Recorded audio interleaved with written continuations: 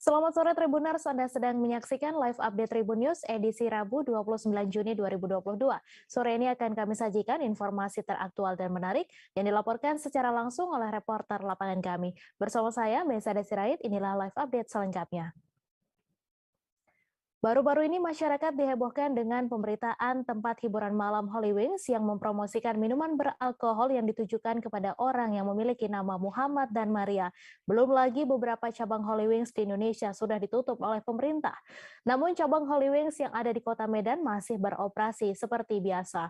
Menanggapi hal tersebut, Wali Kota Medan Bobi Nasution sudah memberikan teguran keras kepada pihak Holy Wings. Selain itu, pihaknya juga meminta restoran Holy Wings untuk meminta maaf kepada masyarakat Kota Medan.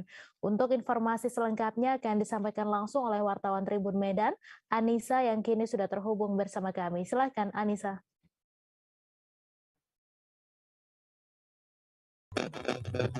Oke, halo, selamat sore Tribuners dan Mei. Saat ini memang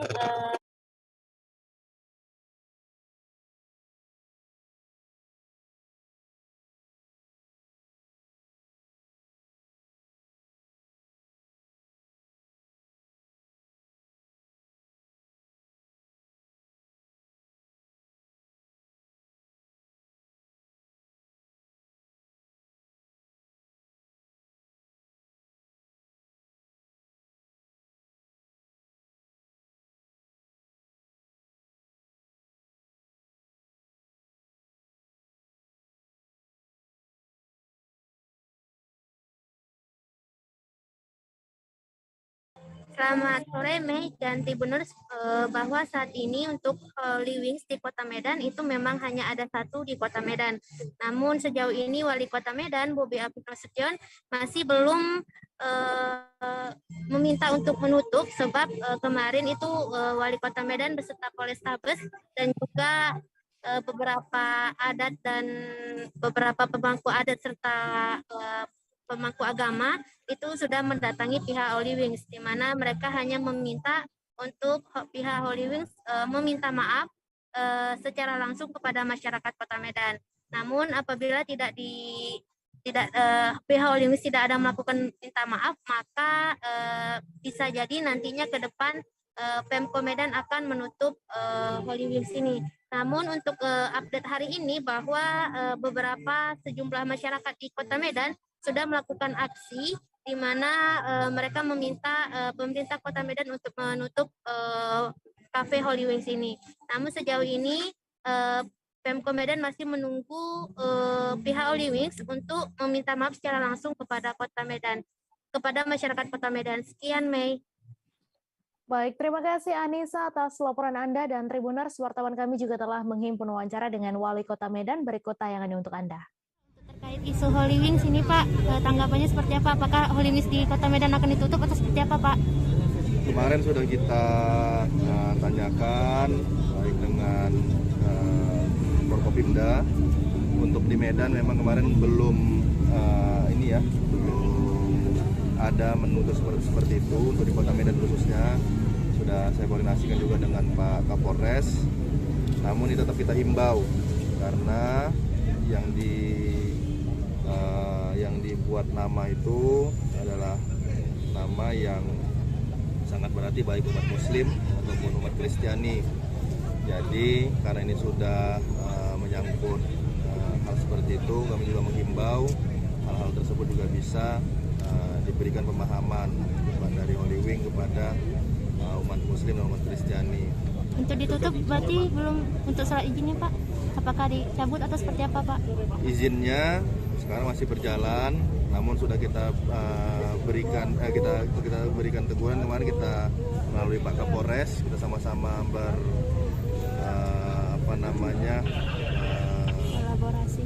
kolaborasi baik dengan Pak Kapolres, dengan Holy Wing juga dengan pemuda-pemuda lintas agama kemarin. Pemerintah Kota Bekasi melakukan sidak ke Holy Wings yang beralamat di Jalan Boulevard Utara, Summarecon, Bekasi pada Selasa malam. Sidak kali ini sempat memunculkan ketegangan. Hal ini menyusul protes sejumlah massa dari mahasiswa yang mendesak Pemkot Bekasi untuk mengambil sikap tegas. Untuk informasi selengkapnya akan disampaikan langsung oleh wartawan Tribun Jakarta, Yusuf Bahtiar yang kini sudah terhubung bersama kami. Silahkan rekan Yusuf. Selamat sore Mei dan juga Tribuners. Bisa saya sampaikan pemerintah Kota Bekasi pada Selasa malam melakukan sidak di Holy Wings Forest di Jalan Boulevard Utara Kota Bekasi, di mana pada sidak kali ini adalah tindakan yang dilakukan pemerintah menyusul heboh kegaduhan yang ditimbulkan akibat promo minuman Muhammad dan Maria yang dilakukan oleh Holy Wings di sejumlah gerainya. Adapun dari sidak tersebut, pemerintah ataupun mengecek sejumlah dokumen izin dari operasional usaha Holy Wings di Bekasi Kota, di mana terdapat 3 poin yang menjadi titik berat pihak Holy Wings yang harus memenuhi persyaratan atau izin usahanya. Adapun 3 poin itu adalah SPKL atau surat penjualan langsung minuman beralkohol golongan A yang tidak atau belum dikantongi Holy Wings Bekasi. Kedua adalah sertifikat higienis gizi dari Dinas Kesehatan, dan juga poin terakhir adalah tidak adanya prokes yang diterapkan oleh Holy Wings di restorannya ataupun barnya yang ada di Kota Bekasi. Adapun 3 poin ini harus segera dilengkapi oleh manajemen Holy Wings agar operasionalnya dapat dilakukan kembali. Adapun pada saat proses sidak ini terdapat sejumlah massa dari mahasiswa yang ikut dalam sidak dan sempat menimbulkan ketegangan di antara pejabat pemerintah Kota Bekasi dengan mahasiswa yang mendesak agar pemerintah melakukan tindakan tegas terhadap Holy Wings. Adapun Holy Wings di Kota Bekasi sendiri saat ini telah tutup operasionalnya sejak ramai promo yang berujung pada dugaan penistaan agama. Adapun pihak pemerintah Kota Bekasi meminta agar Holy Wings untuk melengkapi segala persyaratan dan izinnya terlebih dahulu dan tidak boleh beroperasi sampai waktu yang meminta agar pemerintah Kota Bekasi mencabut izin dari Holy Wings karena telah menodai ataupun menyakiti sejumlah masyarakat, terutama umat Muslim dan juga Kristiani. Begitu, Mei. Baik, terima kasih rekan Yusuf atas laporan Anda, dan Tribuners, wartawan kami juga telah menghimpun wawancara dengan Kepala Dinas Penanaman Modal Kota Bekasi. Berikut tayangannya untuk Anda. Apa hal-hal yang kami temukan tim dalam proses pada malam hari ini. Yang pertama, perlu kami sampaikan menyikapi pemberitaan masalah proses perizinan, ya. Proses perizinan PT Aneka Bintang Bekasi, ya betul ya. PT Aneka Bintang Bekasi atau yang di sini namanya apa? Holy Wing Sumerekon Bekasi. Yang pertama, nanti press release-nya akan kami bagikan sama teman-teman melalui bagian humas, ya. Untuk masalah perizinan yang pertama, menyikapi berita yang berkembang saat ini terkait keberadaan dan operasional Holy Wing Sumerekon Bekasi dengan alam 버스에서 코피가 엄청 크게 났어요. 방금 전에 마스크가 이렇게 됐어요. 네, 이 정도 코피가 많이 났다. 안녕하세요, 마이린입니다. 여러분, 되게 오랜만에 일상 영상인데요. 요즘에 저는 시험 공부 때문에 되게 바쁘게 인생을 살아가고 있습니다. 이제 아마 여러분들도 아마 6월 말에서 7월 초쯤에 시험 보실 텐데 모두 파이팅해서 좋은 성적 얻으시길 바라고요. 그래서 오늘은 이제 시험 전 주말 일상을 보여드릴 건데, 제가 지금 어디에 가고 있냐면요, 바로 치과에 가고 있습니다. 머리가 이게 어쩌다 된 거냐면요, 제가 여러 가지 치료 같은 거 하고 장치 떨어진 거 다시 붙이고 했는데, 제가 그거 하는 동안 이렇게 누워서 잤거든요. 거의 자다시피 했어요. 입벌리랑 걸리고 하고 앙 다물라고 하면 다물고 그냥 그렇게 거의 가만히 있었는데, 제가 나오기 전에 머리 감았거든요. 그랬더니 머리가 아직 다 마르지 않았었는지 머리 좀 떴어요.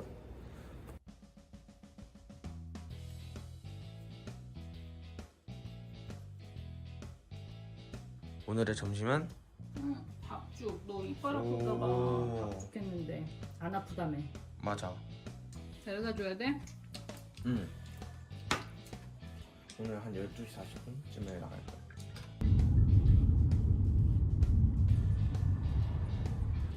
네, 여러분 지금 대치동 가고 있는 길입니다. 오늘 대치동 가면은 저는 이제 집에 밤 11시에 오게 돼요. 참 늦게 오죠. 그래서 지금 중국어 학원 가고요. 국어 가고 집에 오겠습니다. 집에 와서도 잘 건 아니고 이제 한자를 외워야 돼가지고 저희 학교 시험 중에 한문 있거든요. 한문 외우고 자려고 해요. 오늘 날씨가 엄청 흐려요. 오늘 저녁에도 비가 올 수도 있다는데 오늘 우산을 안 챙겨왔습니다. 비 맞는 거 좋아하잖아. 맞아, 나 비 맞는 거 좋아해. 많이 오면 어떡하니?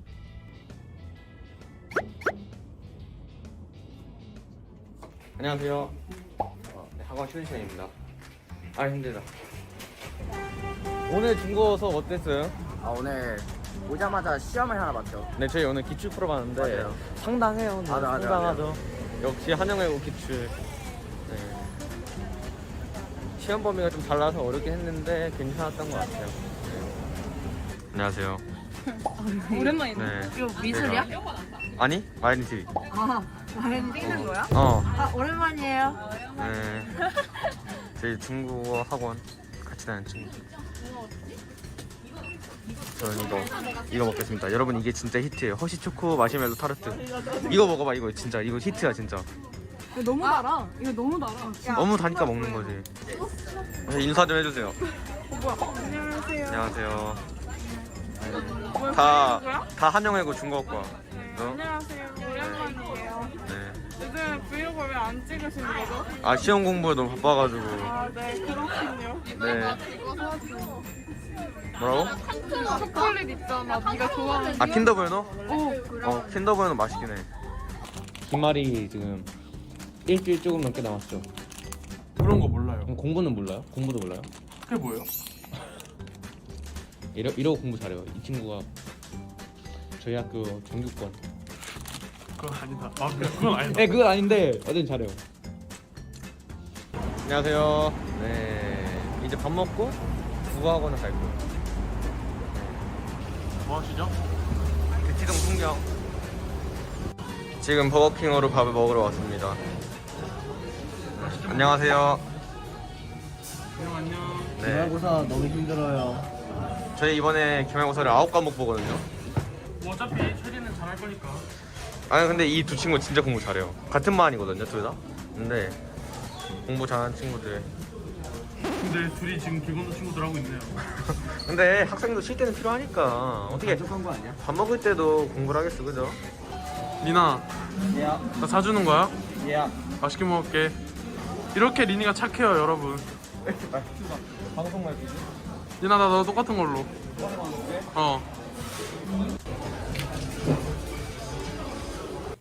나 출발할게. 나는 착해요. 수영을 직접 제시야. 학원이 끝났습니다. 집 가는 길이고요. 보통 이제 집에 갈 때는 보통 도 혼자 가요. 왜냐하면은 여기 같은 학교 다니는 친구 중에 제 집방 쪽에 사는 친구가 거의 없어가지고 그래서 항상 거의 저 혼자 차 타고 가는 것 같아요.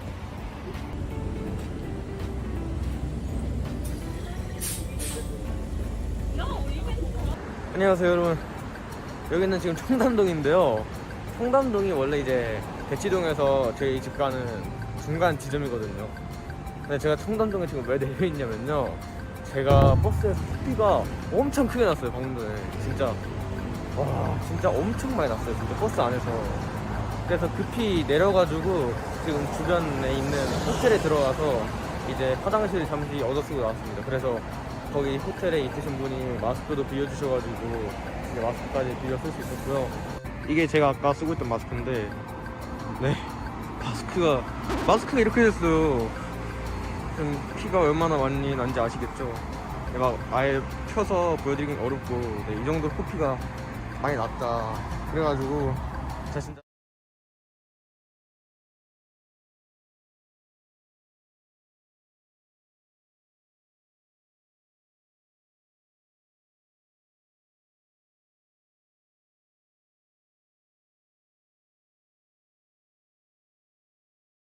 nomor 2021 Kelurahan Marga Mulia, Kecamatan Bekasi Utara, Kota Bekasi. Ya, dalam hal perizinan, kami DPM PTSP Kota Bekasi menyampaikan hal sebagai berikut.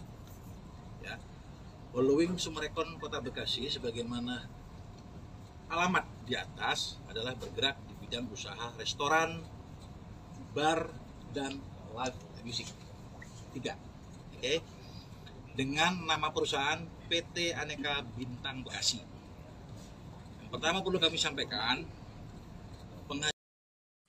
Wali Kota Bandung Yana Mulyana menutup 2 gerai Holy Wings yang berada di Jalan Pasir Kaliki dan Karangsari, Kota Bandung pada Selasa malam.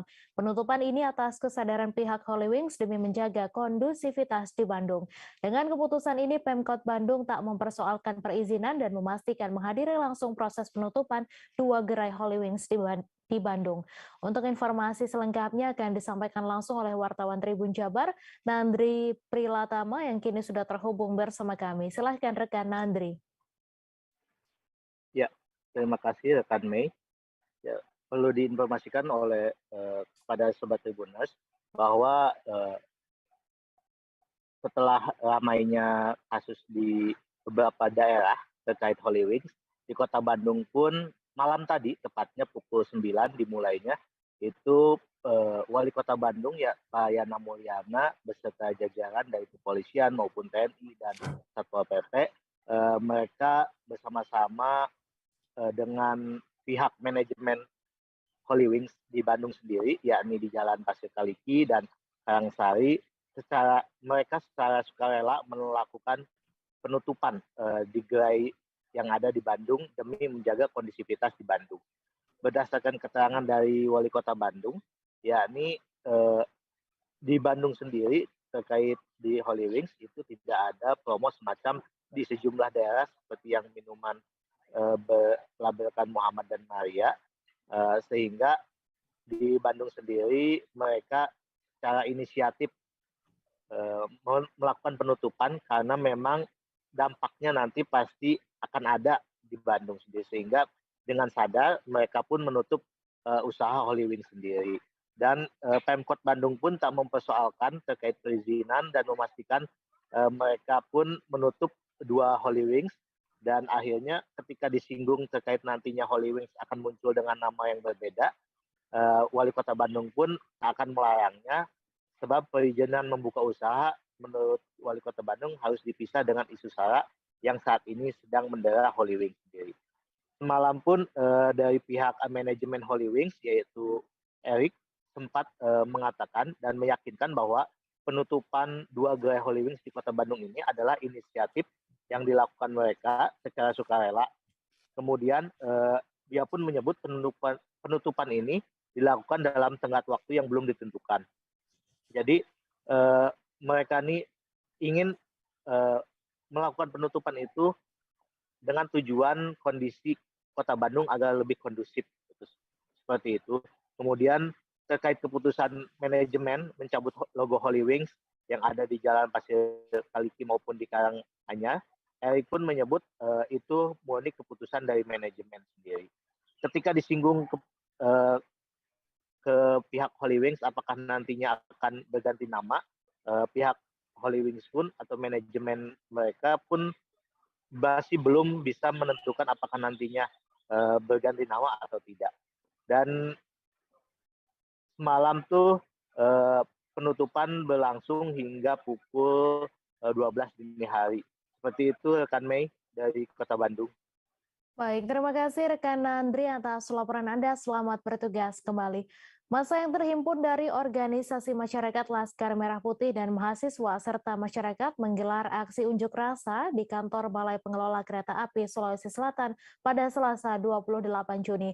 Dalam unjuk rasa tersebut, masa aksi menuntut adanya prioritas bagi warga Kelurahan Palantikang untuk dapat diterima bekerja sebagai karyawan di kantor Balai Perkereta-apian Sulawesi Selatan. Untuk informasi selengkapnya akan disampaikan langsung oleh wartawan Tribun Timur, Nurul Hidayah yang kini sudah terhubung bersama kami. Silahkan Nurul.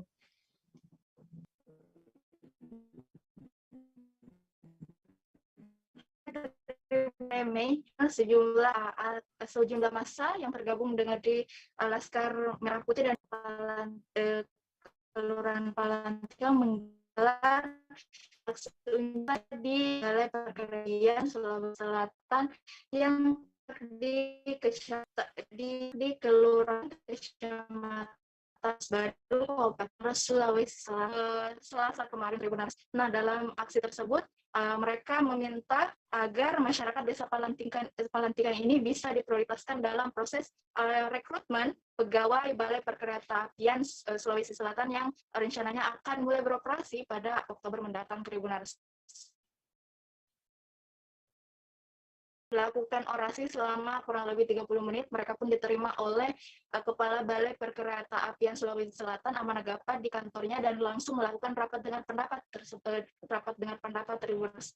Nah, dalam rapat tersebut dikemukakanlah bahwa oleh masa aksi ini bahwa persyaratan yang diajukan oleh pihak balai dalam proses rekrutmen ini dianggap terlalu tinggi seperti itu, Tribuners, dan untuk masyarakat di Desa Palantikan ini membutuhkan jaminan seperti itu, Tribuners, jaminan prioritas agar diprioritaskan dalam proses rekrutmen ini, Tribuners. Dan menanggapi hal tersebut, Kepala Balai Perkeretaapian Sulawesi Selatan, Amanagapa, mengatakan tentunya akan melakukan pertimbangan seperti itu jika memang masyarakat ini memenuhi syarat dalam proses rekrutmen tersebut, Tribuners, karena memang ada syarat-syarat tertentu yang tentunya harus dipenuhi oleh para pendaftar, seperti harus minimal pendidikan seperti itu, Tribuners.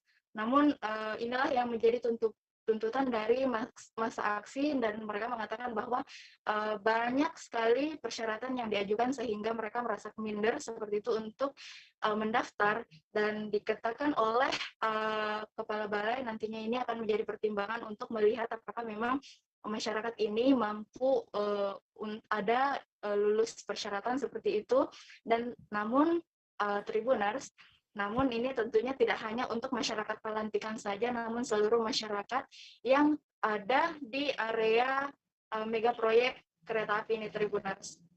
Dan diketahui untuk saat ini, Tribuners, sehari sebelum penutupan pendaftaran, sudah ada kurang lebih 3.000 pendaftar, di mana yang hanya akan diterima itu hanya 151 orang saja, yang terdiri dari empat posisi, Tribuners. Yang pertama customer service, yang kedua ticketing, cleaning service, dan juga security seperti itu. Dan ini nantinya tenaga yang direkrut akan ditempatkan di 10 stasiun sepanjang rel kereta sepanjang proyek Maros dan juga Baru, Tribuners. Nah, tak hanya itu, beberapa waktu yang lalu juga masyarakat sempat melakukan konferensi pers. Sedikitnya 81 pemilik lahan ini melakukan protes dan mengatakan bahwa ada kecurangan, menduga ada terjadi kecurangan dalam proses ganti rugi lahan seperti itu, Tribuners. Dan namun dari tanggapan Kepala Balai, ia mengatakan bahwa seluruh proses ganti rugi lahan ini telah dilimpahkan ke pengadilan. Begitupun juga uang ganti rugi lahan telah dilimpahkan ke pengadilan, sehingga masyarakat yang merasa keberatan seperti itu sudah bisa langsung mengajukan ke pengadilan. Baik, Tribuners, sekian laporan Nurul Hidayah langsung dari Kabupaten Maros, Sulawesi Selatan. Terima kasih Nurul Hidayah atas laporan Anda, dan Tribuners, wartawan kami juga telah menghimpun wawancara dengan Balai Perkeretaapian Sulawesi Selatan serta Jenderal Lapangan Bariko tayangannya untuk Anda. Jadi kan terkait tuntutan masa aksi ini sebenarnya seperti apa sih Pak proses penerimaan itu? Ya, kita sih melihatnya ini kan sebagai sebuah harapan bahwa ada diberikan kesempatan untuk masuk sebagai tenaga kerja di lingkungan perkeretaapian. Nah, kami juga sudah merilis pengumuman, baik itu melalui Instagram kami maupun media cetak. Ini dalam rangka mendukung kegiatan operasi kereta api yang dicanangkan pada bulan Oktober. SDM yang kita rekrut ini itu nanti akan ditempatkan di stasiun. Apa aja itu? Antara lain ada customer service, ticketing, ada cleaning service, ada juga customer service dan lain-lain. Ya.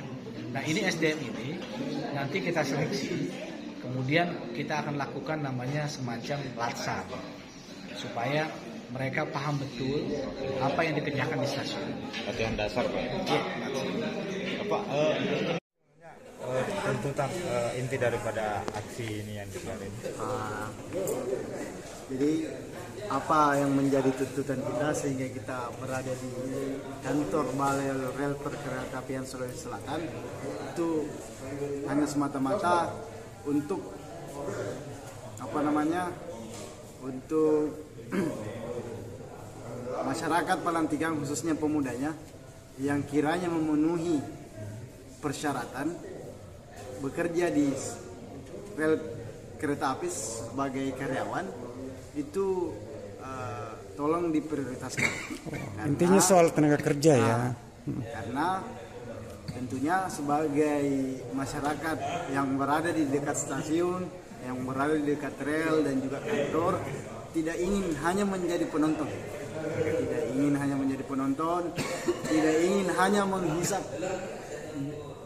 debu yang ada di rel kereta api di Indonesia resmi ditetapkan sebagai sekretariat G20 sekaligus tuan rumah penyelenggaraan sejumlah pertemuan G20. Mengingat pentingnya presidensi G20 bagi negara dan dunia, Badan Nasional Penanggulangan Terorisme atau BNPT menyelenggarakan dialog kebangsaan yang berlokasi di Discovery Kartika Plaza Hotel Badung, Bali pada Rabu 29 Juni. Untuk informasi selengkapnya akan disampaikan langsung oleh wartawan Tribun Bali, Zainal Nur Arifin yang kini sudah terhubung bersama kami. Silakan rekan Zainal. Ya, selamat sore rekan Media Studio dan Tribuners dimanapun berada. Jadi BNPT selain menggelar deklarasi kesiapsiagaan nasional juga mengadakan dialog kebangsaan dengan tema peran masyarakat dalam pencegahan terorisme menjelang pelaksanaan KTT G20. Dan dalam dialog tersebut ada 4 panelis atau 4 pembicara, diantaranya Wakil Gubernur Bali, Coace, kemudian ada tokoh nasional Yeni Wahid, kemudian Direktur Analisis dan Penyelarasan PIP, Dr. Agus Najib, kemudian Ketua FKUB Indonesia Ida Panglisir Agung Putra Sukahet. Dan dalam deklarasi kesiapsiagaan pagi tadi ditandai dengan pengucapan ulang naskah deklarasi oleh seluruh peserta yang hadir dan kemudian dilanjutkan dengan penandatanganan naskah deklarasi oleh Ketua BNPT Boy Rafli Amar, lalu perwakilan tokoh-tokoh dan kemudian mahasiswa serta pecalang. Kepala BNPT Boy Rafli sendiri menekankan pentingnya peran masyarakat dalam mendukung pengamanan penyelenggaraan KTT G20. BNPT menggandeng 200 unsur masyarakat yang merupakan tokoh agama, tokoh adat, kemudian tokoh masyarakat, mahasiswa, dan pecalang atau keamanan desa adat. BNPT juga melakukan pelatihan mitigasi aksi terorisme integratif yang melibatkan aparatur di wilayah Bali pada sehari sebelumnya atau pada hari kemarin. Boy Rafli Amar pun berharap pertemuan hari ini dapat merefresh seluruh masyarakat untuk bersama-sama menjaga dan memelihara kebinekaan bangsa dengan mengedepankan semangat bertoleransi. Ia juga mengingatkan kembali bahwa perlu membangun kewaspadaan bersama, karena kewaspadaan itu tidak jadi milik dari aparatur negara dan pemerintah saja, tetapi kewaspadaan pencegahan aksi terorisme juga menjadi milik masyarakat semua. Keramahan masyarakat Bali menurut Kepala BNPT harus tetap dijaga seperti sekarang ini, tetapi kewaspadaan terhadap pencegahan aksi terorisme perlu terus ditingkatkan, dan itu tidak bisa dilakukan sendiri, tetapi harus bergandengan tangan antara tokoh-tokoh agama, tokoh pemerintahan, tokoh wanita, tokoh pemuda, tokoh adat yang ada di Pulau Bali sendiri. Demikian rekan Media Studio. Baik, terima kasih rekan Zainal atas laporan Anda, dan Tribuners wartawan kami juga telah menghimpun wawancara dengan Kepala BNPT. Berikut tayangannya untuk Anda. Yang atas dasar visi kekerasan, jadi terorisme itu tidak lepas dari kekerasan. Kalau tidak menekan kekerasan fisik ataupun kekerasan dia bukan teroris. Tetapi tentu kita tidak boleh membiarkan banyak perjalanan sejarah dalam 20 tahun lebih bangsa kita, bagaimana kita menghadapi kejahatan-kejahatan kekerasan ini, dan kita bersyukur selama tahun membuat kita semakin cerdas, membuat kita semakin sadar, membuat kita semakin sigap, membuat kita semakin jeli menghadapi pihak-pihak tertentu yang mencoba menyebarkan virus ini. Oleh karena itu, kegiatan siap-siaga nasional ini dianggap sebagai sebuah sarana untuk mengingatkan kepada kita semuanya, unsur-unsur dari pemerintahan, unsur-unsur dari masyarakat, tokoh-tokoh agama, bahwa kekuatan bangsa Indonesia itu adalah di bangunan toleransi tersebut. Jadi kalau bangunan toleransi ini bisa terus kita rawat, kita perkuat, kita perkokoh, maka tidak ada satupun pihak yang akan menggoyahkan negara kesatuan Republik Indonesia yang telah dibentuk, didirikan oleh para leluhur bangsa, oleh para pejuang, oleh para tokoh-tokoh agama yang berjuang. Dokter kecantikan berinisial DBR mengakhiri hidupnya di dalam kamar kontrakan Villa Citra Raya, Kecamatan Bogor Utara, Kota Bogor pada Senin 27 Juni. Polsek Bogor Utara pun sudah membenarkan bahwa DBR mengakhiri hidup dengan gantung diri. DBR pada sehari sebelum meninggalnya juga sempat mengunggah postingan bernuansa sedih. Untuk informasi selengkapnya akan disampaikan langsung oleh wartawan Tribun Bogor, Rahmat Hidayat, yang kini sudah terhubung bersama kami. Silakan rekan Rahmat.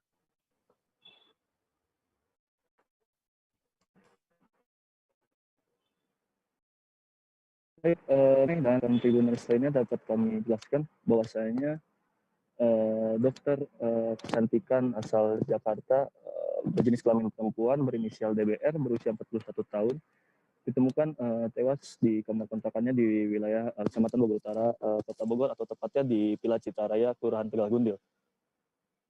DBR tewas usai dirinya mengakhiri hidupnya dengan cara gantung diri di sekitaran areal kamar mandi. Dan pihak kepolisian pun benar apa yang dikatakan oleh Mei, bahwasanya sudah membenarkan bahwasanya DBR mengakhiri hidupnya dengan cara gantung diri. Hal tersebut dilihat dari ciri-ciri umum yang gantung diri dengan terlihat lidah menjulur, kemudian ada luka lebam di bagian lehernya.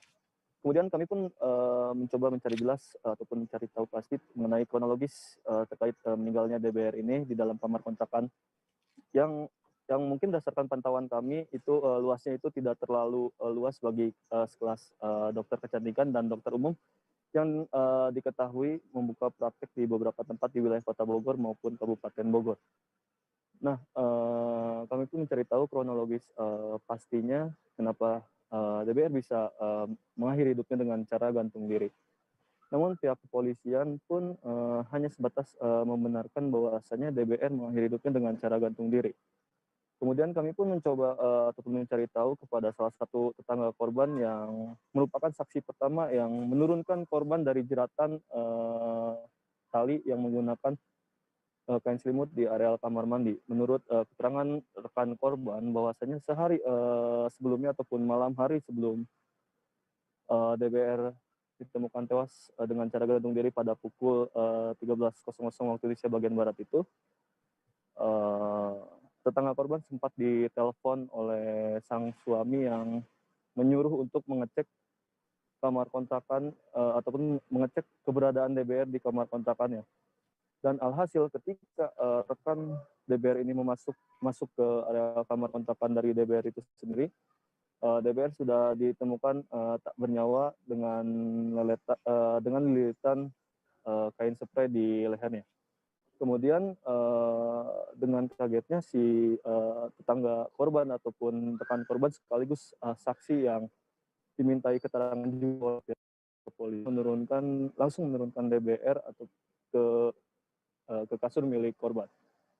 Nah, dari situ laporan gantung diri itu baru masuk ke pihak kepolisian sektor Bogor Utara, dan hasilnya pihak kepolisian sektor Bogor Utara pun langsung melakukan identifikasi dan langsung melakukan penanganan dengan melarikan DBR ke RSUD Kota Bogor untuk dilakukan visum luar. Dan dari hasil visum luar sementara, pihak kepolisian yang berhasil kami sampaikan bahwasanya DBR tidak mengalami luka kekerasan ataupun luka lainnya. Dan bisa dikatakan DBR meninggal murni dengan cara gantung diri. Kemudian tetangga korban pun mengatakan bahwasanya ada gelagat aneh sehari sebelum meninggalnya DBR ini, di mana diakui oleh tetangga korban sekaligus saksi yang bernamakan R. Prasetyo atau lebih dikenal Tito. Sehari sebelumnya DBR memposting postingan dengan nuansa yang cukup sedih, dan hal itu ditunjukkan kepada kami dengan memperlihatkan story-story status WhatsApp yang ditulis oleh DBR pada sehari sebelum beliau mengakhiri hidupnya dengan cara gantung diri. Dan kepastian bahwa beliau ini adalah seorang dokter kecantikan maupun dokter umum dipastikan oleh Tito bahwasanya dirinya pernah melakukan treatment wajah di tempat praktek DBR itu sendiri di wilayah Kota Bogor. Dan rekan korban mengatakan bahwasanya membenarkan bahwasanya DBR itu merupakan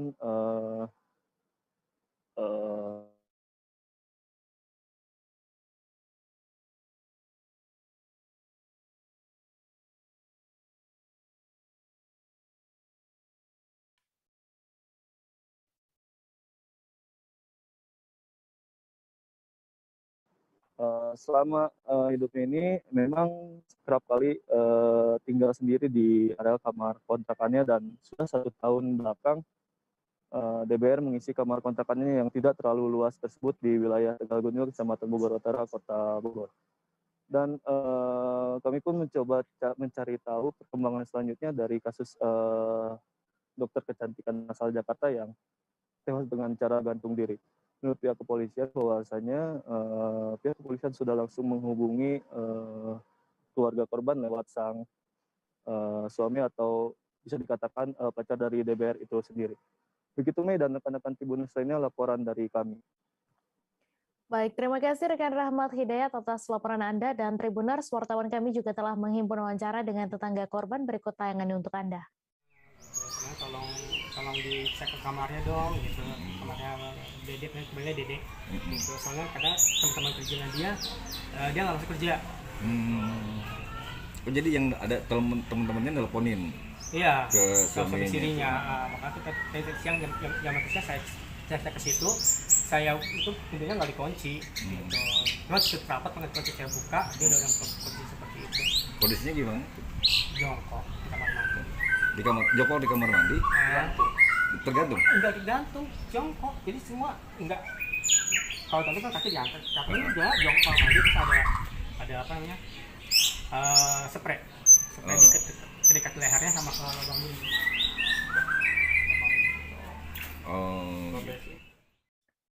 Perkara dugaan penganiayaan yang dilakukan oleh Adi Rahmat di Restoratif Justice oleh Kejaksaan Negeri Lampung Utara, sehingga perkaranya tidak berlanjut dan dihentikan dengan perdamaian kedua keluarga. Setelah mendapatkan keputusan Restoratif Justice ini, tersangka dikembalikan kepada orang tua. Untuk informasi selengkapnya akan disampaikan langsung oleh wartawan Tribun Lampung, Anung Bayu Ardi, yang kini sudah terhubung bersama kami. Silakan rekan Anung. Ya, rekannya, Justice ini dilaksanakan oleh Kejaksaan Negeri Lampung Utara terhadap tersangka Adi Rahmat. Adi Rahmat sendiri ini melakukan tindakan penganiayaan atau pengancaman terhadap kedua orang tuanya kandung. Bahkan ia sempat melakukan pembantingan televisi kedua orang tuanya. Perkara ini pun berlanjut ke penyidik kepolisian. Namun sampainya di tingkat penyidik kejaksaan dilakukan musyawarah ataupun Restoratif Justice dengan menghentikan pengusutan perkara ini. Perkara ini dihentikan atas dasar petunjuk dari Pengadilan Tinggi Lampung ataupun Mahkamah Agung yang dikonsultasikan oleh kejaksaan setempat. Perkara ini kemudian diputuskan untuk tidak dilanjutkan karena asasnya memenuhi persyaratan, diantaranya pelaku diancam di bawah 5 tahun penjara ataupun perkaranya tidak berat. Kemudian dalam kesempatan itu juga pelaku ataupun tersangka ini langsung meminta maaf pada kedua orang tuanya dan tidak mengulangi kembali tindakan yang tidak terpuji tersebut. Rekan Mei. Ya, baik, terima kasih rekan Anung atas laporan Anda, dan Tribuners, wartawan kami juga telah menghimpun wawancara dengan Kajari Lampura. Berikut tayangan Anung. Juta diancam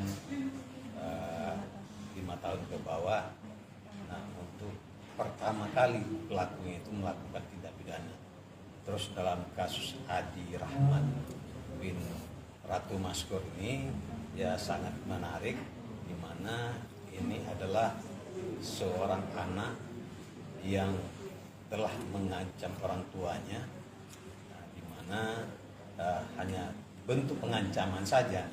Nah, oleh karenanya kita melihat ini ancamannya itu di bawah 5 tahun karena 335 ayat 1, kerugiannya juga dikatakan tidak ada lah kerugiannya, sehingga sangat pantas, sangat adil kalau perkara ini kita lakukan restorasi justice. Dan alhamdulillah kami kemarin sudah minta petunjuk kepada pimpinan dan alhamdulillah dikabulkan. Supaya kenapa? Supaya keluarga ini kembali harmonis, supaya anak dan ayah ini kembali saling menyayangi, sehingga keharmonisan dalam keluarga itu bisa kembali timbul. Pak, untuk tersangka sendiri udah pernah kemarin seperti hukum nggak Pak? Nah, untuk tersangka belum dihukum. Ya, kemarin masih proses penyidikan di Polres, sudah tahap 2 ke kejaksaan. Nah, di kejaksaan kita lakukan restorasi justice. Pak, tadi kan selain restorasi justice ada juga hadiah yang diberikan. Itu hadiah apa Pak? Iya, memang begini. Ya, waktu terjadinya dugaan tindak pidana tersebut, tersangka Adi ini membanting satu TV orang tuanya.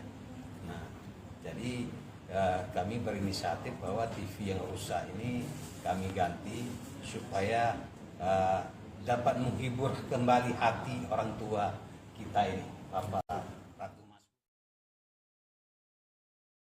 Maluku Tengah, Thomas Madalis ditahan polisi usai mengkritik kegiatan TNI Polri di media sosial. Menanggapi hal ini, PLT Kepala Komisi Nasional Hak Asasi Manusia atau Komnas HAM Perwakilan Maluku, Juliati Toisuta menilai ada indikasi pelanggaran hak berpendapat dalam kasus tersebut. Untuk informasi selengkapnya akan disampaikan langsung oleh wartawan Tribun Ambon, Ridwan Tuasamu yang kini sudah terhubung bersama kami. Silakan Ridwan. Baik, rekan Mei. Jadi Thomas Madalis merupakan pemuda asal Mahai, Maluku Tengah yang beberapa waktu lalu sempat viral karena ditangkap oleh aparat kepolisian, tepatnya adalah ditangkap oleh Polres Maluku Tengah atas dugaan kasus Undang-Undang ITE, di mana Thomas Madalis dinilai oleh aparat kepolisian Polres Maluku Tengah telah melakukan pelanggaran karena memposting ujaran kebencian di media sosial, di mana postingan Thomas Madalis tersebut menjurus kepada beberapa kegiatan yang dilakukan oleh TNI Polri dalam beberapa bulan terakhir, yaitu yang pertama adalah rekor muri yang kemudian dipecahkan oleh Kodam Patimura, di mana rekor muri tersebut adalah rekor memakan papeda terbanyak. Dan kemudian Thomas Madalis juga memposting ujaran kebencian menurut kepolisian terkait dengan pemecahan rekor muri yang dilakukan oleh Polda Maluku beberapa waktu lalu. Untuk memperingati Hari Bayangkara, Polda Maluku kemudian menggelar atau memecahkan rekor muri meminum jus pala terbanyak yang dilakukan di lapangan Tahapari Ambon. Dalam beberapa postingannya, aparat kepolisian menilai bahwa Thomas Madalis mengeluarkan kata-kata yang kasar dan menjurus kepada ujaran kebencian. Kemudian setelah dikonfirmasi ke Komnas HAM Maluku, Kepala Kantor Komnas HAM Maluku yaitu Juliati Toisuta kemudian mengkonfirmasi bahwa apa yang dilakukan oleh aparat kepolisian tersebut merupakan satu tindakan yang diduga membatasi hak berpendapat dari Thomas Madalis. Karena menurut Komnas HAM, bahwa apa yang diposting oleh Thomas Madalis tersebut merupakan kritikan terhadap instansi pemerintah. bukanlah sebuah kata-kata yang kemudian menjurus kepada ujaran kebencian. Dan tanpa aduan, Komnas HAM Maluku kemudian melakukan upaya proaktif dengan langsung memantau kasus tersebut dan menyurati Polres Maluku Tengah untuk menanyakan dasar-dasar penangkapan yang dilakukan oleh Polres Maluku Tengah kepada Thomas Madilis. Karena menurut Judika Trisuta bahwa apa yang dilakukan kepolisian itu ada indikasi mengkriminalisasi warga terhadap hak berpendapat yang dikeluarkan oleh Thomas Madilis. Dan Komnas HAM kemudian langsung melakukan gerakan cepat untuk menangani kasus tersebut. Dan diketahui bahwa beberapa jam kemudian setelah Komnas HAM menyurati Polres Maluku Tengah, kemudian Thomas Madilis langsung dibebaskan oleh aparat kepolisian. Mungkin seperti itu laporan saya dari Ambon, rekan Mei. Baik, terima kasih Ridwan Tuasamu atas laporan Anda, dan Tribuners, wartawan kami juga telah menghimpun wawancara dengan PLT Kepala Komnas HAM Perwakilan Maluku. Berikut tayangannya untuk Anda. Kita akan melihat dengan hak atas kebebasan berpendapat dan berekspresi setiap warga negara tentunya. Karena siapapun di Indonesia boleh berpendapat, boleh berekspresi, tentunya sesuai dengan batasan-batasan. Nah, ini batasan-batasan ini yang harus kita lihat, apakah pemuda tersebut sudah melampaui batasan yang diatur oleh undang-undang ataukah tidak. Nah, ini juga yang mungkin kami akan menanyakan kepada pihak terkait, dalam hal ini kepolisian, terkait dengan proses penangkapan tersebut. Jangan sampai ada indikasi kriminalisasi yang dilakukan oleh pihak kepolisian kepada warga yang melakukan memposting kritiknya terhadap pemerintah atau institusi negara di sosial media. Berarti dari analisa awal Komnas HAM itu, postingan dari pemuda itu tidak mengandung unsur kebencian berarti?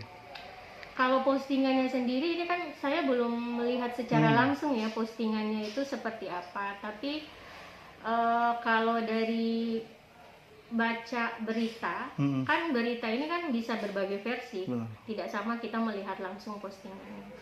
Saya memang jujur belum melihat postingannya, tapi kalau dari berita itu ada kalimat mungkin TNI atau polisi sudah gila ya melakukan, pokoknya kata gila itu mungkin yang dipakai, mungkin ya dugaan sementara yang dipakai oleh pihak kepolisian, kemudian menjerumuskan dia, mungkin ini terkait pasal.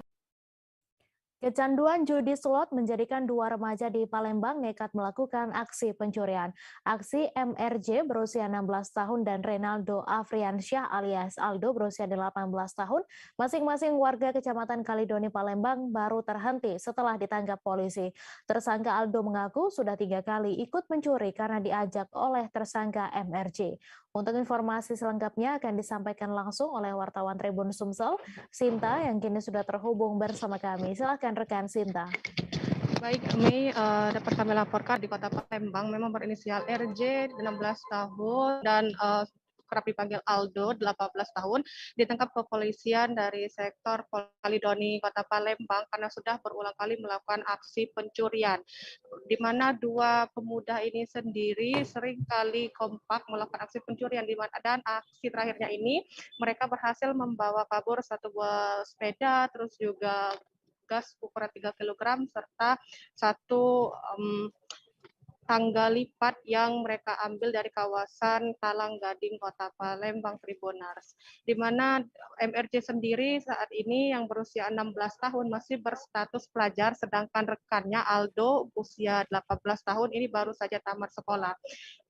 Terhadap MRJ sendiri, meskipun usianya masih belia, tercatat sudah ada 5 laporan kepolisian atas tindak pencurian yang dia lakukan. Sementara untuk Aldo sendiri ada 3 laporan kepolisian. Tribuners. Atas hal tersebut, ketiga tersangka ini terancam dijerat dengan pasal 363 KUHP tentang pencurian. Begitu, Mi. Ya, baik. Terima kasih rekan Sinta atas laporan Anda, dan Tribuners, wartawan kami juga telah menghimpun wawancara dengan Kapolsek Kalidoni. Berikut tayangannya untuk Anda. Rekan-rekan media, jadi hari ini Polsek Kalidoni melaksanakan press release mengungkap kasus pencurian dengan pemberatan atau 363 KUHP dengan dua tersangka, Ido dengan Renaldo. Pencuriannya sendiri terjadi pada tanggal 13 Juni 2022 di Jalan Talang Gading, Kelurahan Kalidoni, Kecamatan Kalidoni. Adapun barang bukti atau tersangka ini, dua pelaku mencuri 1 unit sepeda gunung ini, kemudian 1 buah gas LPG 3 kg dan 1 unit tangga lipat. Kedua pelaku ini saling bekerja sama. Untuk Emrido adalah yang memanjat pagar untuk masuk rumah. Kemudian untuk Aldo atau Renaldo mengawasi dari luar. Kejadiannya sendiri terjadi sekira pukul 02.30 subuh pagi. Mereka setelah mengamati rumah korban digambar, kemudian pada hari esoknya pada 02.30 melaksanakan aksinya dengan satu mengawasi dan satu memanjat pagar untuk memasuki rumah. Santer informasi yang beredar di Kota Bengkulu, 1 orang pengunjung dan 2 orang pemandu lagu meninggal dunia usai menenggak miras saat berkaraoke di sebuah tempat karaoke di Kota Bengkulu. Dari data yang dihimpun, kejadian tersebut terjadi pada Kamis 23 Juni malam hingga dini hari. Ketiganya pun meninggal dunia pada Sabtu 25 Juni di rumah sakit seusai sempat mendapatkan perawatan. Untuk informasi selengkapnya akan disampaikan langsung oleh wartawan Tribun Bengkulu, Suryadi Jaya, yang kini sudah terhubung bersama kami. Silakan rekan Suryadi. Baik, rekan Mei di studio, dapat kami laporkan bahwa kasus ini bermula pada Kamis malam hingga Jumat dini hari di salah satu lokasi hiburan karaoke di Kota Bengkulu. Dari informasi yang beredar, ada 3 orang masyarakat yang meninggal dunia diduga akibat miras oplosan yang diminum saat berkaraoke. Jadi saat kita mengkonfirmasi hal tersebut dengan Kapolres Bengkulu AKBP Andi Dadi pada beberapa waktu lalu, beliau mengatakan untuk data sementara baru 2 orang yang didapatkan meninggal dunia. Namun tadi kita sudah konfirmasi dengan Kasat Reskrim Polres Bengkulu AKP Waliwanto Malau bahwa saat ini didapatkan data terbaru 3 orang meninggal dunia, yakni 1 orang pengunjung dan 2 orang pemandu lagu. Pihak pemerintah Kota Bengkulu pun melakukan monitoring kepada lokasi karaoke tersebut terkait perizinan, baik itu usaha karaoke maupun yang ditemukan baru ini bar. Dari perkataan dari Bapak Ridwan selaku Kepala Dinas Penanaman Modal dan Perizinan, untuk bar yang ada di lokasi karaoke ini tidak memiliki izin sama sekali. Sedangkan untuk izin dari karaoke-nya itu merupakan versi lama dan belum diupdate ke versi terbaru. Dari pihak manajemen karaoke tersebut pun menyampaikan mereka membantah seluruh tuduhan yang mengarah kepada pihak mereka. Ya, ini mereka membantah adanya pemandu lagu yang mereka sediakan. Menurut mereka, wanita-wanita yang sering ditemui di karaoke-karaoke yang ada di Bengkulu itu merupakan wanita-wanita yang tidak diketahui identitasnya, hanya mereka mengira itu adalah istri ataupun pacar dari pengunjung tersebut. Sedangkan untuk miras, mereka juga tidak menemukan botol ataupun miras apapun saat pengunjung tersebut keluar dari room karaoke. Mereka pun memastikan bahwa setelah pengunjung dan pemandu lagu tersebut keluar dari ruang karaoke dalam kondisi yang sehat dan tidak mengalami mabuk usai menenggak miras oplosan. Saat ini pihak kepolisian Polres Bengkulu sedang melakukan penyelidikan terkait asal muasal dari miras oplosan tersebut. Sedangkan untuk kasus pembunuhannya atau kasus meninggal dari para korban tersebut, pihak Polres Bengkulu belum bisa untuk melakukan penyelidikan lebih lanjut dikarenakan pihak keluarga dari para korban tidak ada atau belum ada yang melaporkan kejadian tersebut ke Polres Bengkulu hingga saat ini. Sehingga pihak kepolisian saat ini baru menyelidiki terkait sumber dari miras oplosan tersebut. Sekian laporan yang dapat disampaikan, Mei. Baik, terima kasih rekan Suryadi atas laporan Anda, dan Tribuners, wartawan kami juga telah menghimpun wawancara dengan Kasat Reskrim Polres Bengkulu. Berikut tayangannya untuk Anda. Tidak bagus dijual itu penanganan Polres gimana, Pak? Kita dapat laporan dari masyarakat kemarin, ya kan, bahwasanya ada korban karena sesuatu sebab minuman, jadi kita datangi TKP. Jadi di sana kita dapati hanya botol di belakang saja, tidak ada di ruangan, tapi di belakang dekat genset, dekat sampah-sampah. Jadi kita dari pihak kepolisian, kita Satreskrim Polres Bengkulu, kita meminta kepada korban ya, misalnya ada keluarga ya, kami saat ini belum bisa untuk menyelidik lebih dalam, kita karena menyelidiknya hanya ke sebabnya minuman tersebut. Nanti kita akan cek pelapor bagaimana kadar minuman tersebut. Jenis minuman apa ya? Berbagai macam, saya nggak bisa menyebutkan. Karena masih dalam proses ini ya. Jadi artinya kita bakal mengejar ke sumber pembelian mirasnya. Ya, yang katanya informasi sebab awal meninggal karena hal tersebut. Informasi yang kita dapatkan udah berapa orang meninggal? Kemarin dari rumah sakit 3. Sekarang hanya dapat data-data aja dari rumah sakit. Kalau visum belum ada, autopsi belum ada laporan. Penjual mirasnya sudah diperiksa? Ya. Penjual mirasnya sudah diperiksa? Sedang kita cari. Oh, sedang dicari. Macan Gading sedang berusaha. Doakan mudah-mudahan dapat. Oh. Menteri Pertanian Syahrul Yassin Limpo mengecek mesin smart farm penyiram cabai ekonomis di Lampung. Smart farming yang ada di BPPL ini diharap bisa membantu petani untuk bisa menyiram hingga memupuk sesuai kadar yang telah diatur secara otomatis. Untuk informasi selengkapnya akan disampaikan langsung oleh wartawan Tribun Lampung, Bayu Saputra, yang kini sudah terhubung bersama kami. Silakan rekan Bayu. Iya, selamat sore rekan Mei dan Tribuners.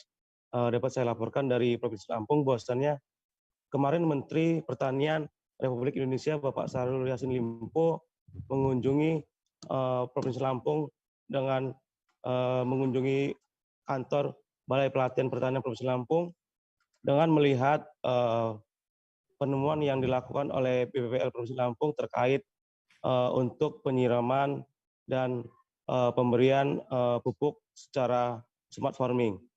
Nah, harapan dari Menteri Pertanian tersebut bahwasannya teknologi smart farming ini bisa diimplementasikan kepada para petani-petani, sehingga para petani yang akan menggunakan atau memupuk serta menyiram bisa seefisiensi mungkin untuk mengurangi risiko-risiko yang ada. Nah, dijelaskan oleh Menteri Pertanian Bapak Syahrul Yassin Limpo bahwasannya kondisi cabai saat ini ekuivalen atau sama dengan kemarin. Oleh karena itu, meskipun produktivitas turun, tapi antara ketersediaan dan kebutuhan cabai sebenarnya sama saja atau ekuivalen. Tetapi adanya lonjakan harga cabai tersebut, maka diperlukan untuk dilakukan kerjasama oleh semua pihak dalam mengatasi harga cabai, termasuk adanya smart farming yang dimotori oleh BPPL Provinsi Lampung sendiri. Nah, kemudian berdasarkan dari developer terkait BPPL Provinsi Lampung ini, Bapak Adi, bahwasannya adanya smart farming ini tujuannya untuk mempermudah masyarakat ataupun petani untuk menyiram pupuk atau memberikan nutrisi-nutrisi sehingga cabai yang dihasilkan bisa maksimal banyak untuk kuantitasnya dan kualitasnya. Nah, dijelaskan oleh Bapak Adi juga bahwasannya untuk membuat atau menciptakan smart farming ini tidak mahal, berkisar antara 1 juta rupiah, dan itu alat-alatnya bisa dibeli di mana saja karena yang dibutuhkan ini hanya teknologi yang digunakan pada proses smart farming tersebut. Nah, berdasarkan data yang dihimpun oleh developer tersebut, bahwasannya keuntungan yang didapatkan dari smart farming ini juga cukup menjanjikan dan cukup bisa menjadi acuan untuk para petani bisa termanfaatkan dengan smart farming tersebut. Nah, dijelaskan lagi oleh Bapak Adi, kemarin pihaknya sempat berhasil mengontrol luas lahan cabai sampai dengan 4 hektar dengan menggunakan sistem yang dikembangkan tersebut. Harapannya smart farming tersebut bisa digunakan untuk para petani, khususnya di Provinsi Lampung. Dari Provinsi Lampung, Bayu Saputra melaporkan. Baik, terima kasih rekan Bayu Saputra atas laporan Anda. Selamat bertugas kembali. Kita beralih ke informasi selanjutnya, Tribuners. Seorang pria bernama Rijal asal desa Wawobende, Kabupaten Konawe Selatan meninggal dunia seusai ditikam oleh pelaku bernama Irman pada Senin 27 Juni malam. Kapolsek Bondoala Ibtu Kadek Sujayana juga membenarkan peristiwa ini. Hingga kini para pelaku yang diduga terlibat dalam peristiwa naas ini masih dalam pengejaran pihak kepolisian, Sektor Bondoala dan Polres Konawe. Untuk informasi selengkapnya akan disampaikan langsung oleh wartawan Tribun News Ultra, Armanto Sepu yang kini sudah terhubung bersama kami. Silakan rekan Arman. Baik, rekan Mei, kami melaporkan dari Kabupaten Konawe bahwa pada Senin 27 Juni kemarin terjadi tindak pidana pengeroyokan dan penikaman di Desa Pebunoa, Kecamatan Bondoala, Kabupaten Konawe, di mana kronologis kejadiannya bermula pada sekitar pukul 23 waktu Indonesia Tengah, yakni korban bernama Rijal, warga asal Desa Wawobende, Kecamatan Sabulakoa, Kabupaten Konawe Selatan, meregang nyawa seusai dianiaya dan ditikam oleh pelaku yang bernama Irman alias Amang, yang kini masih dalam pengejaran pihak kepolisian. Awal mula kejadian peristiwa naas ini saat korban pada pukul tersebut datang ke rumah kos pelaku, di mana rumah kos pelaku pada malam itu pelaku bersama kawan-kawannya sedang melakukan atau melaksanakan pesta miras di dalam kamar kos. Tujuan korban datang di kos pelaku ini untuk meminta cas HP yang sebelumnya dipinjam oleh pelaku. Namun tidak berlangsung lama, pelaku dan korban terjadi cekcok mulut dan juga perkelahian. Beberapa saat kemudian, korban kemudian keluar dari kamar kos pelaku. Selang beberapa menit, seorang kawan dari pelaku yang juga saat ini belum diketahui identitasnya kemudian memukul korban dengan kepalan tangannya. Kemudian disusul oleh pelaku Irman alias Amang ini melakukan penikaman tepat di bagian kepala korban yang mengakibatkan korban kehabisan darah dan meninggal dunia. Korban sempat dibawa di rumah sakit Bayangkara, namun karena kondisinya yang cukup parah hingga tidak tertolong. Saksi yang berada di sekitar tempat kejadian perkara kemudian melihat kejadian ini dan juga kondisi korban yang bercucuran darah berteriak yang membuat para pelaku ini yang lebih dari satu melarikan diri. Nah, pada keesokan harinya pihak kepolisian dari Polsek Bondoala dan juga kepolisian Resort Konawe melakukan pengejaran terhadap pelaku. Tidak berlangsung lama, salah satu pelaku yakni Z alias A berhasil diamankan saat hendak menyeberang di Pelabuhan Amolengu, Kabupaten Konawe Selatan.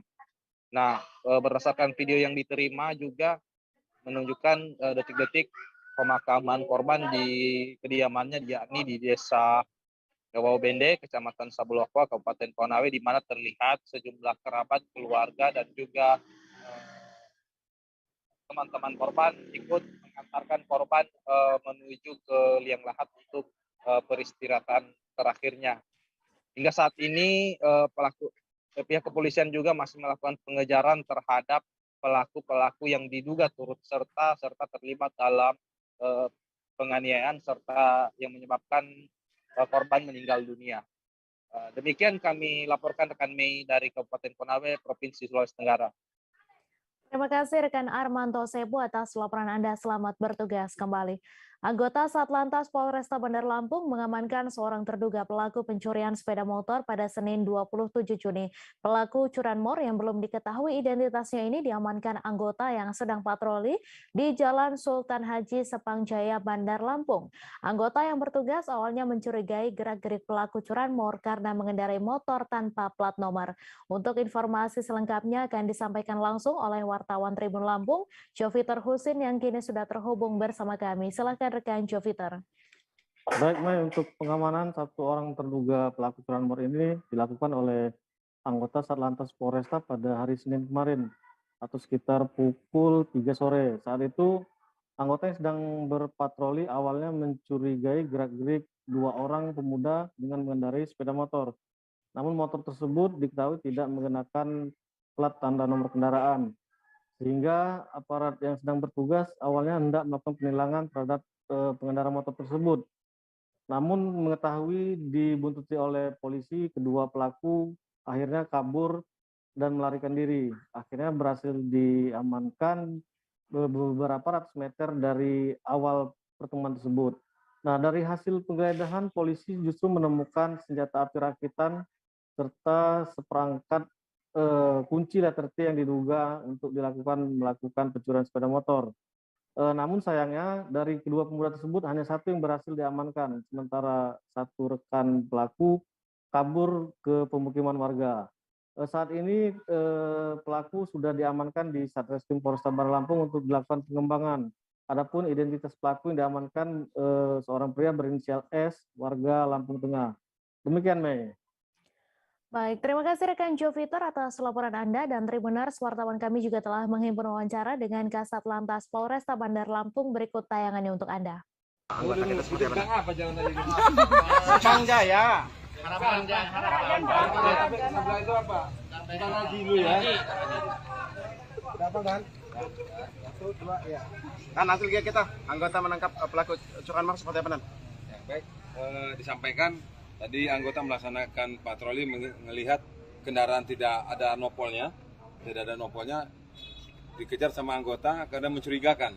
Ya, boncengan berdua, tolah dari tadi mencurigakan, diikutin, akhirnya dikejar dari Sultan Agung masuk Jalan Sultan Haji, terus masuk ke Jalan Sepang Jaya, Harapan Jaya.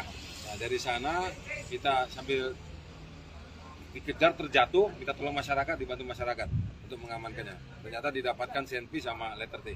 Ada berapa orang yang kita kejar tadi? Oh, tadi berdua boncengan. Yang satu yang bawa kendaraan sempat lari, yang tertinggal cuma satu ini. Dia itu barusan mau mencuri apa sudah dapat sih, Nan? Mau mencuri, mau main. Artinya belum sempat mengambil motor. Belum sempat. Tapi sudah mencari karena sudah muter-muter informasi dari masyarakat. Warga mana, Dan? Asal mana pelaku? KTP tadi Lampung Tengah. Dari tangan pelaku ini diamankan apa aja? Sepeda motor, senpi, sama letter T-nya itu ada 7 sama L 1, 8. Motornya juga barang bukti namanya? Oh, belum tahu juga, belum kita cek ini. Suratnya belum cek. Selanjutnya ini kita bawa ke SPK, kita serahkan ke reskrim untuk pengembangan berikutnya. Puluhan orang memadati Bandara Tanjung Harapan, Tanjung Selor pada Selasa 28 Juni. Kedatangan mereka ke bandara untuk melepas kepergian anggota keluarga yang akan menunaikan ibadah haji ke Tanah Suci. Untuk informasi selengkapnya akan disampaikan langsung oleh wartawan Tribun Kaltara, Maulana Ilhami Faudi yang kini sudah terhubung bersama kami. Silakan rekan Faudi. Baik, rekan Mei dan Tribuners, dapat dilaporkan bahwa 38 calon jemaah haji asal Kabupaten Bulungan sudah berangkat ke embarkasi haji di Balikpapan, Kalimantan Timur untuk nantinya berangkat bersama di dalam kelompok terbang atau kloter 7 bersama rombongan Kaltim ke Tanah Suci pada tanggal 30 Juni mendatang atau pada esok Kamis. Para jemaah haji asal Bulungan ini sebelumnya juga sudah melewati sejumlah tahapan pemeriksaan kesehatan dan dipastikan juga sudah bebas COVID-19 setelah menjalani tes PCR pada sehari sebelum keberangkatan. Nantinya pada rombongan jemaah 38 calon jemaah haji asal Bulungan ini akan bergabung bersama 189 calon jemaah haji lainnya asal Kaltara dan juga tergabung dengan calon jemaah haji asal Kaltim. Mereka nantinya akan berangkat dari embarkasi haji di Balikpapan langsung menuju Tanah Suci, tepatnya di Mekah untuk nantinya menjalani ritual ibadah haji. Pihak kantor Kanwil Menak Bulungan memastikan bahwa calon jemaah haji yang sudah berangkat memang sudah memenuhi persyaratan yang telah ditetapkan oleh Kerajaan Arab Saudi sebagai otoritas dalam penyelenggaraan haji tahun ini. Pihak kantor Kemenak juga berharap para jemaah haji nantinya pada saat di Tanah Suci benar-benar menjaga kesehatan dan kebugaran fisik, mengingat nantinya pada saat peribadatan haji tahun ini diperkirakan memang suhu udara di Tanah Suci akan jauh lebih panas dibanding tahun-tahun sebelumnya. Demikian rekan Mei yang dapat dilaporkan. Balik ke studio. Baik. Terima kasih rekan Faudi atas laporan Anda. Selamat bertugas kembali. Dan Tribuners, wartawan kami juga telah menghimpun wawancara dengan Kepala Kantor Kemenak Bulungan. Berikut tayangannya untuk Anda. Walafiat. Ya. Dan hari ini insya Allah kita akan berangkat. Doakan ya. Doakan agar mereka tetap sehat bugar. Kita juga minta doa kepada dia sesuai arahan Pak Bupati, ya kan? Dan beliau-beliau itu di Mekah sana bisa mendoakan Kabupaten Bulungan untuk yang terbaik. PCR udah Dalam? PCR. Sudah. Aman semuanya. Alhamdulillah. Berarti teknisnya mereka sampai ke Balikpapan, Ya. kemudian Sampai Balikpapan istirahat, ya kan? Nanti tanggal 29 besok itu malam dilepas oleh Pak Gubernur. Malam berangkat? Iya, bukan dilepas dengan Pak Gubernur ya, secara keseluruhan ya, sekaltara ya. Kemudian tanggal 30 itu jam 14.10 itu berangkat ke situ. Jelang perayaan Idul Adha pada 9 Juli mendatang, tempat penjualan hewan kurban semakin bertebaran di wilayah Sawangan, Kota Depok. Lapak-lapak penjualan hewan kurban ini umumnya berdiri di pinggir jalan agar lebih mudah dilihat oleh pembeli. Salah satu lapak penjualan hewan kurban yang cukup unik berada di Jalan Abdul Wahab, Sawangan, Kota Depok. Dengan konsep showroom, tempat penjualan hewan kurban ini menawarkan berbagai macam hewan kurban, mulai dari sapi, kambing, hingga domba. Untuk informasi selengkapnya akan disampaikan langsung oleh wartawan Warta Kota, Hieronimus Rama yang kini sudah terhubung bersama kami. Silakan rekan Rama. Baik, selamat sore Tribuners dan rekan Mei. Jelang Idul Adha ini memang ada banyak tempat penjualan hewan kurban di wilayah Depok dan itu bertebaran di pinggir jalan. Nah, salah satu yang unik adalah tempat penjualan hewan kurban di wilayah Sawangan Lama, tepatnya di Jalan Abdul Wahab. Nah, tempat penjualan hewan kurban ini unik karena dia menggunakan konsep showroom, sehingga namanya menjadi showroom hewan kurban Haji Iwa Kartiwa. Nah, kenapa dia menggunakan konsep ini? Karena dia terinspirasi dari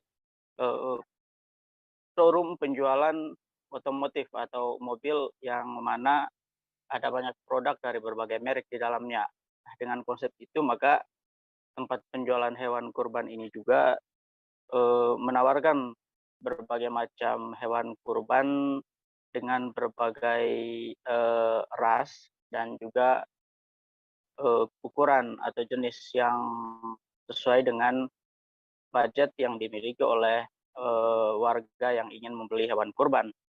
Nah, di sini tersedia beberapa ras sapi yang bisa dibeli oleh konsumen. Ada ras limosin, lalu ada simental, ada brangus, dan juga ada sapi pengon.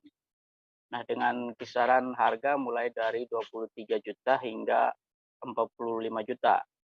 Selain sapi, tempat penjualan hewan kurban ini juga memiliki hewan kurban lainnya berupa kambing dan domba. Nah, kambingnya didatangkan dari Tegal dengan kisaran harga 3,5 juta atau 3.500.000 hingga 6.500.000. Sementara domba dijual mulai dari 3 juta.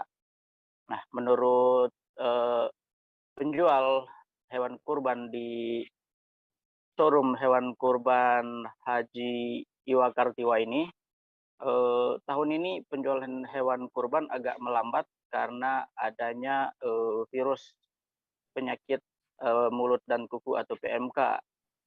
Hingga saat ini mereka baru menjual sebanyak 50% dari hewan kurban, total 33 hewan kurban yang mereka miliki. Sekitar belasan yang baru terjual, padahal biasanya menjelang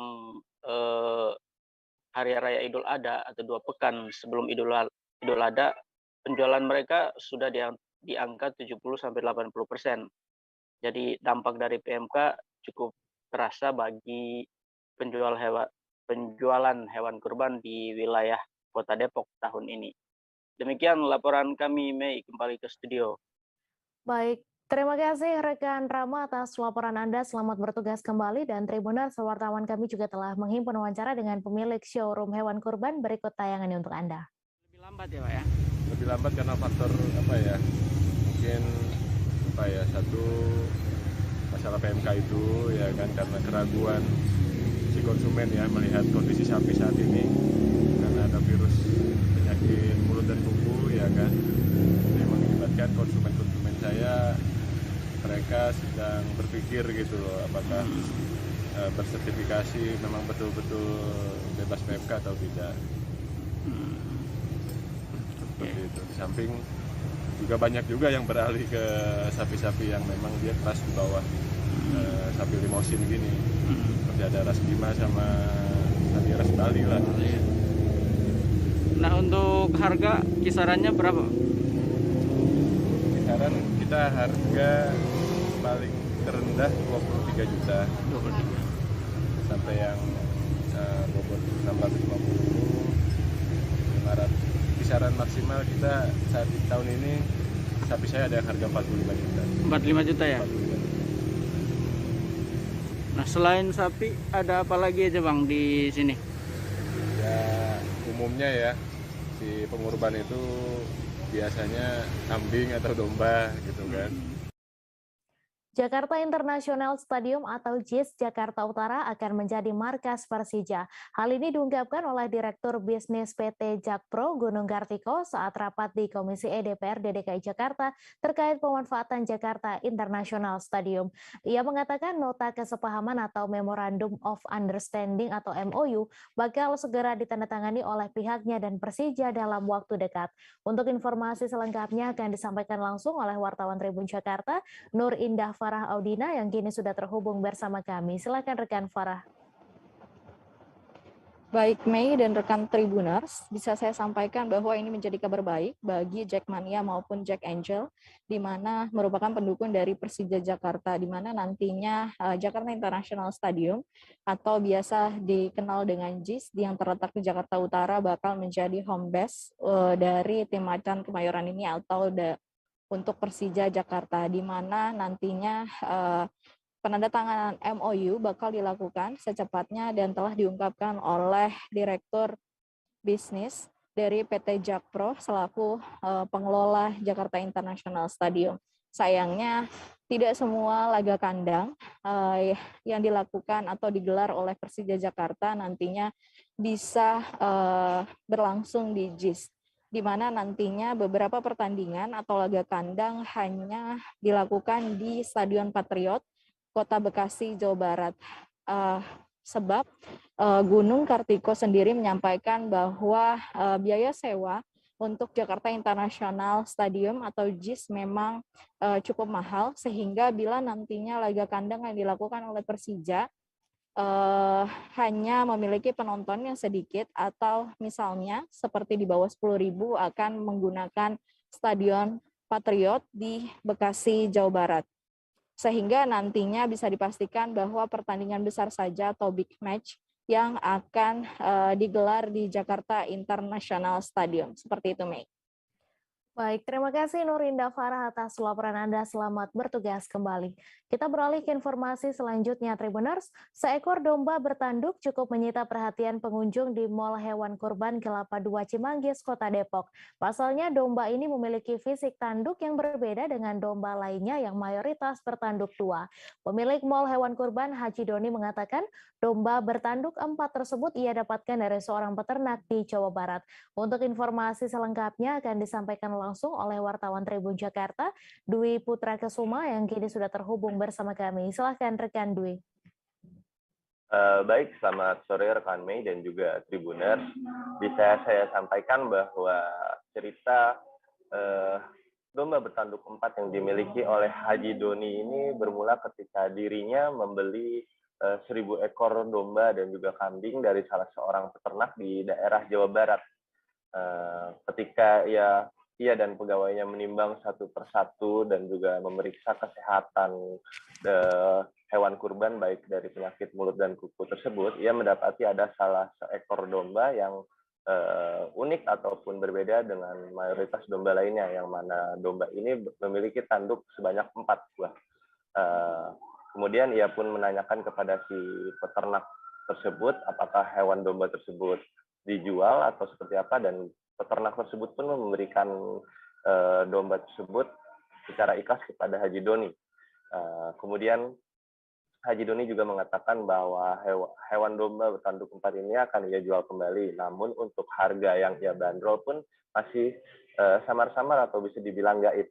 Ia baru akan menjual ketika ada permintaan dari seorang pembeli yang juga langsung memberikan penawaran harga.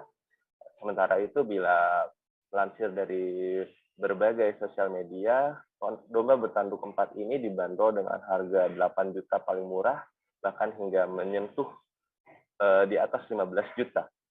Hingga saat ini domba tersebut masih berada di Mall Hewan Kurban Haji Doni di Kecamatan Cimanggis, atau tepatnya di Jalan Akses UI, Kelapa II, Kota Depok.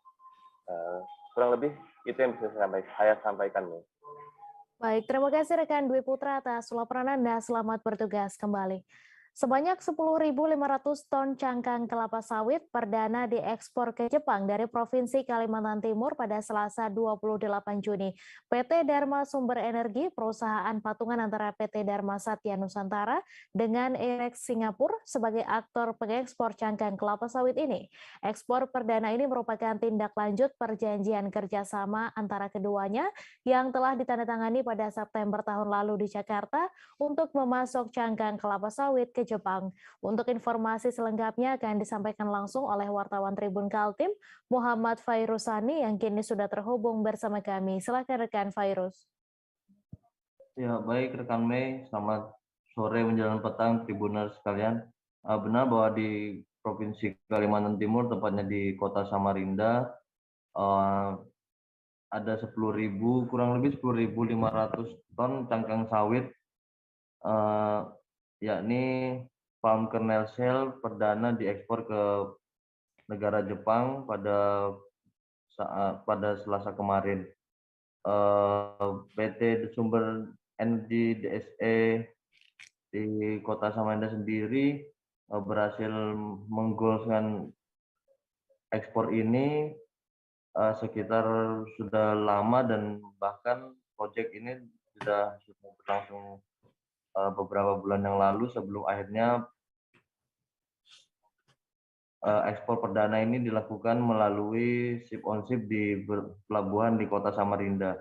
Nah, perwakilan dari PT DSN Group dan beberapa perwakilan dari negara Jepang sendiri yakni dari Airex juga hadir dalam ekspor perdana kemarin, dan ini merupakan juga pencapaian yang bisa ditempuh oleh seluruh para pihak, yang mana ekspor perdana ini bakal diproyeksikan bahwa sebulan bisa mencapai 70.000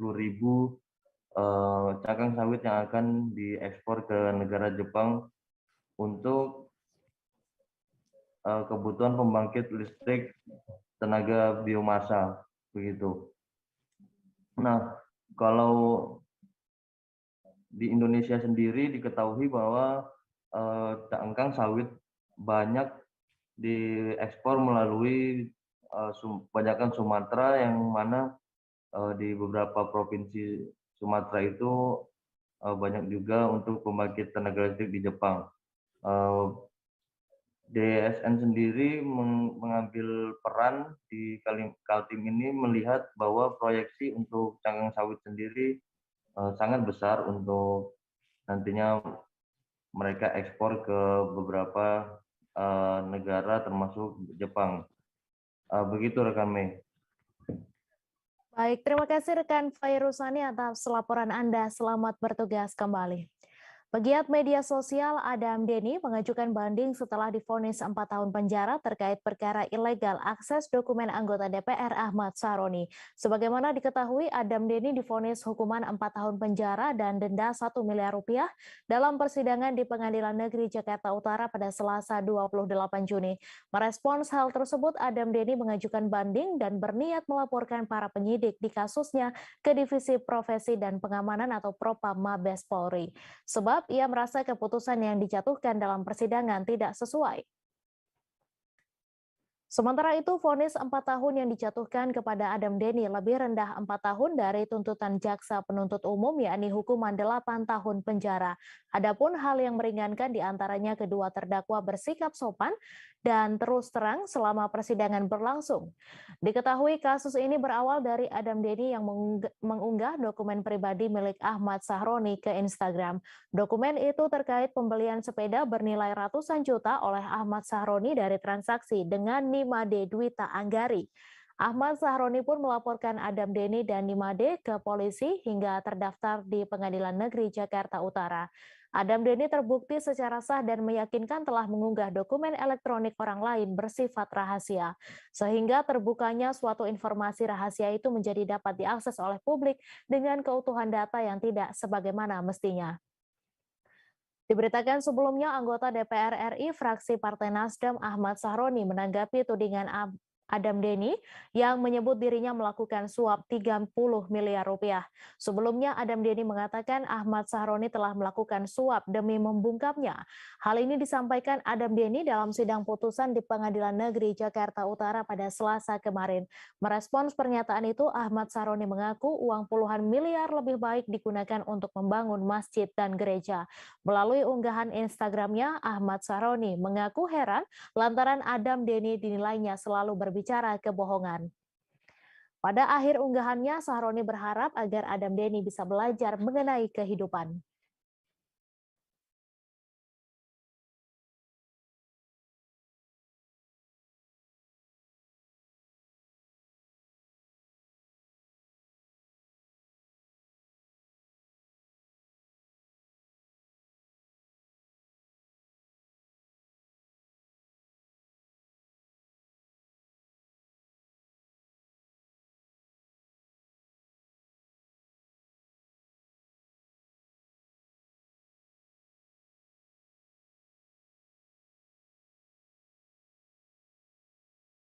Jalan tol Manado-Bitung tampak masih sepi seperti terlihat baru beberapa kendaraan yang melewati di lokasi tersebut.